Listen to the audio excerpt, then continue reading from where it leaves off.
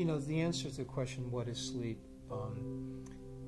it can only be answered from a waking world perspective.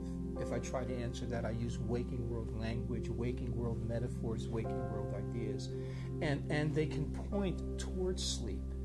But I've come to believe, after working in this area for decades, that you can't truly represent sleep. You can write about it in a poem, or sing about it in a song, or make music about it, or even try to paint around it. But those are secondary representations. Sleep is an experience that's ineffable. It truly can't be captured in words. It's another place, not like another country or another culture, but another kind of consciousness. It is not waking. It's a substrate. It's connected with waking. It supports it. It empowers waking. I think intuitively, most of us have a sense for this. A great writer, Hugh Prather, once said, life is lived in the pauses, not the events.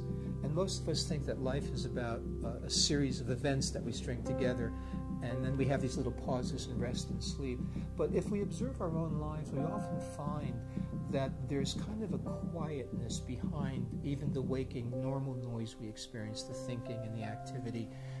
That quietness is what imbues a sense of life into what we do. It's not necessarily what we do, it's the frame that holds it. And I think when we have a moment of true rest, or a moment of peace, if you will, in daily life, that's a little bubble of sleep that's come up from the night, or from where sleep lives, and just shown up in our lives. And in those moments, when we look at life, look at experience in those moments, there's a clarity.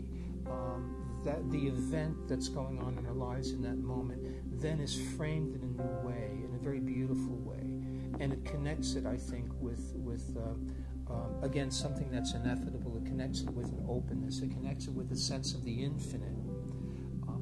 Sometimes I look up into the night sky in a clear night, and for me it's incredibly breathtaking, particularly where I live in Arizona in the summertime. There's a sense that you can look into the infinite. And personally, that reminds me of sleep. It's an incredibly wide open space. It's a whole universe that has no end, that has no structure. It's breathtaking. It's indescribable. It's